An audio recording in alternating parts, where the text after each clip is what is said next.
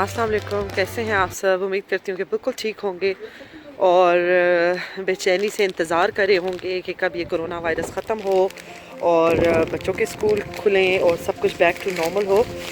और बस आज जो है वो हम लोगों ने डिसाइड किया कि करते हैं थोड़ी सी गार्डनिंग। और मौसम तो बहुत अच्छा नहीं था, इस चीज़ की इजाज़त नहीं दे रहा था मौसम कि हम लोग करें गार्डनिंग, लेकिन बस आज मौसम अच्छा नहीं है, मतलब हवा चल रही है तो बच्चे अंदर बैठे तो हमने सोचा कि ये अच्छा मौका है, क्योंकि जब मौसम अच्छा होता है तो बच्चे तो बिल्कुल बाहर आने से नहीं रुकते हैं। तो बस फिर हमने सोचा, हस्बैंड ने सोचा कि चलो आज मैं ये थोड़ा सा कर देता हूँ क्लीन। और फिर मैंने भी बच्चों की साइकिल निकाली, ये सब कुछ मैंने धोया और ये बर्ड फीडर मैंने धोया, सब कुछ किया। और अब जो है वो फाइनली बच्चों से रहा नहीं गया और वो आ गए बाहर। और आज बहुत ज़्यादा ठंड हो रही है, हवा इतनी ज़्यादा चल रही है, लेकिन बस इनसे रहा नहीं गया, ये बड़े बेचैन थे और फाइनली ये आ गए बाहर और अपने कामों में हो गए हैं शुरू। और गार्डनिंग का काम ख़त्म हो गया है। उसके बाद मैंने खाना दिया, खाना बनाया, बच्चों ने खाना खाया और उसके बाद जो है वो मैंने थोड़े बहुत अपने और काम किए। और अभी जो है वो ये मुतालबा हो रहा है कि उन्होंने खाना है पॉपकॉर्न, और मैं फिर अब उन्हें बना के देने लगी हूँ पॉपकॉर्न, क्योंकि टी टाइम पे अक्सर ही उनको कुछ ना कुछ क्रेविंग हो रही होती है कि हमें कुछ ना कुछ खाना है। तो मैंने सोचा कि मैं उनको बना दूँ पॉपकॉर्न। और आज जो है असल में सारी रूटीन ही आगे पीछे हो गई, क्योंकि आज जो है वो हम लोगों का टाइम 1 घंटा फॉरवर्ड चला गया, यानी 1 घंटा आगे चला गया।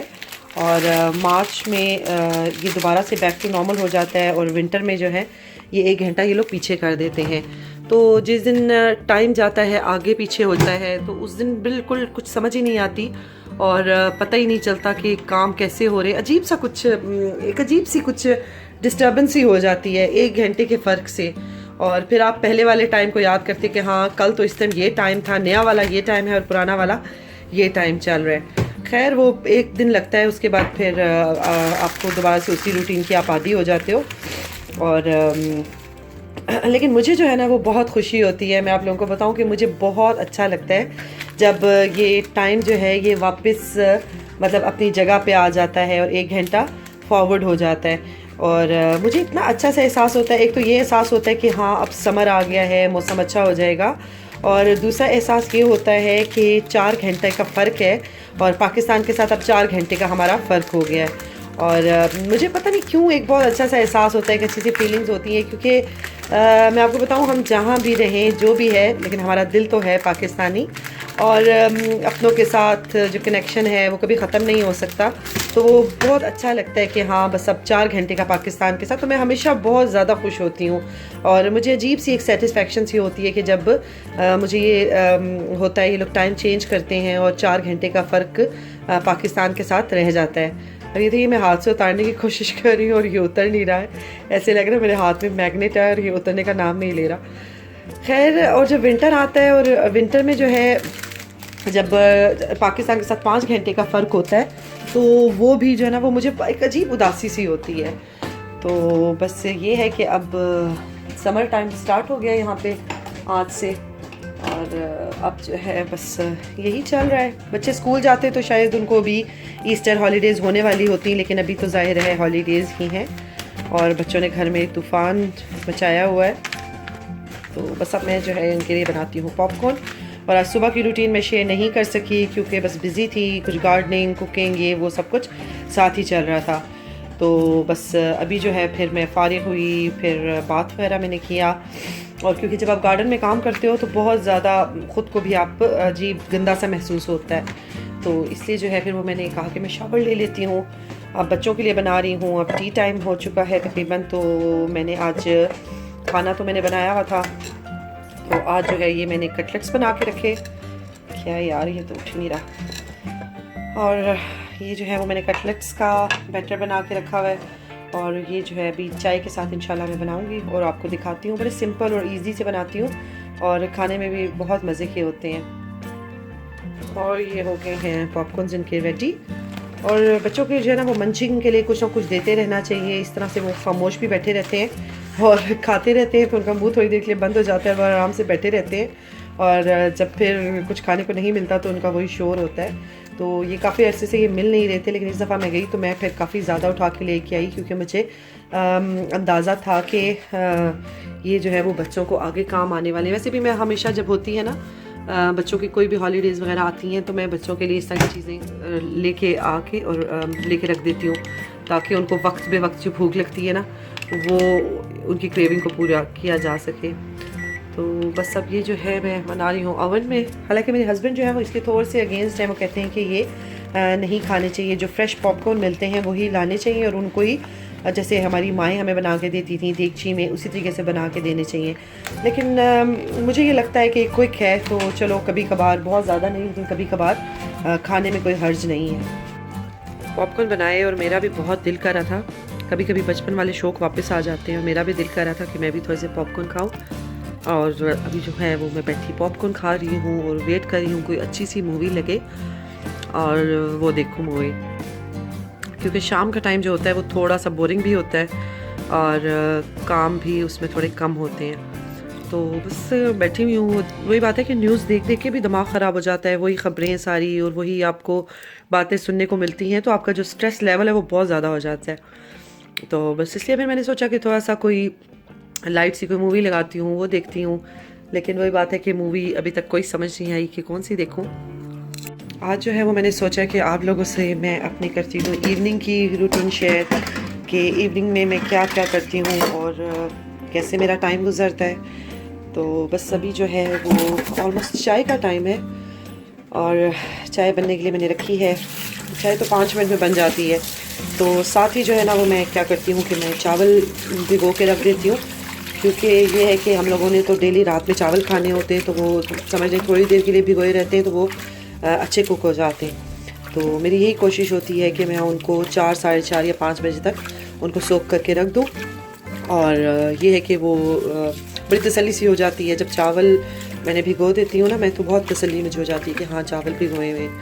और आज जो है मैं आपको दिखाती जाती हूँ साथ साथ कि मैं इवनिंग में क्या करती हूँ और किस तरीके से अपना टाइम स्पेंड करती हूँ। और आजकल तो कोई इवनिंग और नाइट और मॉर्निंग का कुछ पता नहीं चल रहा कि क्या हो रहा है। तो आप लोग सुनाएं, आप लोगों की तरफ कैसा चल रहा है, क्या हो रहा है लॉकडाउन में, कैसे टाइम स्पेंड करते हैं आप लोग।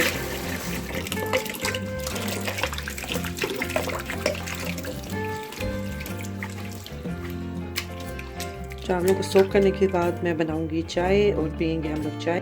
अच्छा, चावल बनाते बनाते एक और बात मुझे याद आ गई, तो मैंने कहा आप लोगों के साथ शेयर करूं कि जब मेरी शादी हुई थी तो ऑफ कोर्स ज़ाहिर है हर लड़की की तरह मुझे भी खाना बनाना नहीं आता था और मुझे भी कुकिंग वगैरह नहीं आती थी, क्योंकि अक्सर माएँ जो हैं उनके घर में बच्चियां नहीं काम करती हैं, पढ़ाई और ये सब कुछ, तो मुझे चावल भी बॉयल करने नहीं आते थे।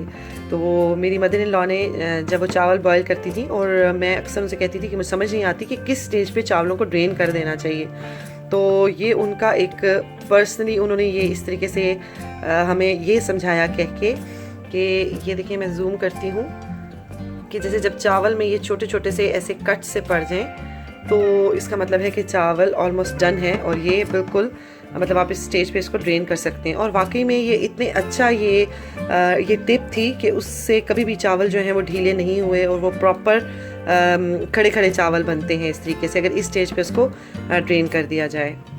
और साथ में जो है ये बन गया है मेरे बेटे का डिज़र्ट। और बस इतना ही, मैं इसको रनी सा रखती हूँ, ज़्यादा थिक नहीं करती हूँ, क्योंकि अगर ज़्यादा थिक भी कर दूँ तो वो नहीं खाता। रोज़ नहीं मैं बनाती, लेकिन कभी कभी जो है वो मैं ये बना लेती हूँ और माशाल्लाह शौक़ से भी खा लेता है वो। चावल मेरे हो गए हैं बॉयल और आलू के कटलेट्स मैंने आपको बताया था मैंने दिन को बनाए थे, लेकिन वो चाय के साथ हमारा नहीं बना प्रोग्राम, खाने को मेरे हस्बैंड का नहीं दिल किया, तो मैं इनको भी फ्राई करने लगी हूँ। तो इसकी हर घर में ये बनते हैं और 19-20 के फ़र्क से एक ही जैसे होते हैं, लेकिन मैंने इसमें डाला है प्याज। मैं प्याज बहुत थोड़ा डालती हूँ, क्योंकि प्याज से फिर ये अगर आपका ये बैटर जैसे मेरा ये बच गया और अगले दिन मैं यूज़ करूँगी तो वो थोड़ा ढीला ढीला सा हो जाता है, तो इसलिए प्याज मैं बहुत कम डालती हूँ। हरी मिर्च मैं डालती हूँ क्योंकि हमें पसंद है। सूखा धनिया डाला है, रेड चिली भी थोड़ी सी डाली है मैंने, काली मिर्च मैंने डाली है और साथ में मैंने इसमें धनिया और पुदीना, ये 2 चीज़ें डाली हैं मैंने। और बहुत लाइट से ये बनते हैं और बस बहुत ज़्यादा स्पाइसी भी नहीं होते। इसमें असल जायका जो होता है वो होता है काली मिर्च का और ये ग्रीन चिली जो होती है ना उसका होता है। तो बस ये जो है अभी मैं, कुछ लोग जो है वो बेसन में फ्राई करते हैं, लेकिन मुझे पर्सनली जो है वो अंडे में फ्राई करना अच्छा लगता है। और ये जो है ब्रेड क्रम्स वही जो मैंने घर में बना के फ्रीज़ किए हुए थे, बड़े हैंडी हो जाते हैं कि कभी आपके पास नहीं है बाहर वाले तो आप यही निकालें। और इसमें मैं क्या करती हूँ कि मैं इसमें थोड़े से तिल मिक्स कर देती हूँ, जिसकी वजह से अभी आप जब ये फ्राई होंगी तो आप देखिएगा कि इसकी लुक बहुत ही अच्छी आएगी। और जब ब्रेड क्रम्स में मिक्स करती हूँ तो बीच में ही मैं तिल डाल देती हूँ, तो वो उससे बड़े खूबसूरत लगते हैं जब ये बन जाते हैं। और हर घर में बनती हैं, थोड़ा सा फ़र्क है, कुछ अंडा लगाते हैं, कुछ बेसन लगाते हैं, लेकिन मसाले तो मेरे ख्याल है ऑलमोस्ट वही डलते हैं। लेकिन मैं जो है इसमें ज़्यादातर कोशिश करती हूँ कि इसका जो टेस्ट इन्हेंस हो वो ग्रीन चिली के साथ हो और ब्लैक पेपर के साथ हो, और बाकी मसाले जो है ना वो इसमें इतने ज़्यादा मैं नहीं डालती। तो ये है कि ये बहुत लाइट से बनती हैं और बहुत मज़े की बनती हैं। तो ये होती हैं फ्राई, और फिर मैं आप लोगों को दिखाती हूँ इसकी फ़ाइनल लुक। और ये हो गए हैं हमारे मज़ेदार से कटलेट्स तैयार। और ये देखें लगाने से, तिल लगाने से कितनी खूबसूरत इनकी लुक आई है, और खाने में भी बहुत मज़े के ये लगते हैं। तो आप भी ज़रूर ये ट्राई कीजिएगा। और ये भी एक्सीडेंटली ही मेरे से हुआ था कि एक बार तिल मेरे से अचानक ही इसमें पड़ गए थे, तो मुझे इतना प्यारा सा उसका कलर लगने लगा कि फिर मैं उसके बाद अक्सर ही इसमें मैं ये तिल जो है वो मैं डालती हूँ। तो बड़े अच्छे लग रहे हैं और बड़े मज़े के भी होंगे इंशाल्लाह। और अब जो है वो ये लेफ़्ट ओवर जो इसका अंडा पड़ा था वो मेरी बेटी ने कहा कि मुझे आप फ्राई कर दो, क्योंकि वो एग लवर है और वो जब भी अंडा मिले तो वो मौका हाथ से जाने नहीं देती।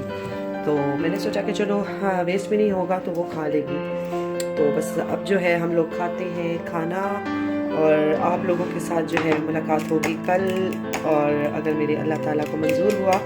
और आप लोग अपना बहुत ख्याल रखिएगा, मुझे भी दुआओं में बहुत सारा याद रखिएगा, और ज़रूर ये दुआ कीजिएगा कि अल्लाह मियाँ ये जो मुसीबत या आफत जिस तरीके से हम पे आई है ये उसी तरीके से ये ख़त्म भी हो जाए। और कोई पता नहीं कि अल्लाह के यहाँ किसकी दुआ सुन ली जाए, और ये जो है आफत हम पे आई हुई ये ख़त्म हो जाए इंशाल्लाह। तो अपना बहुत ज़्यादा ख्याल रखिएगा, और इंशाल्लाह कल मिलते हैं। अल्लाह हाफ़िज़।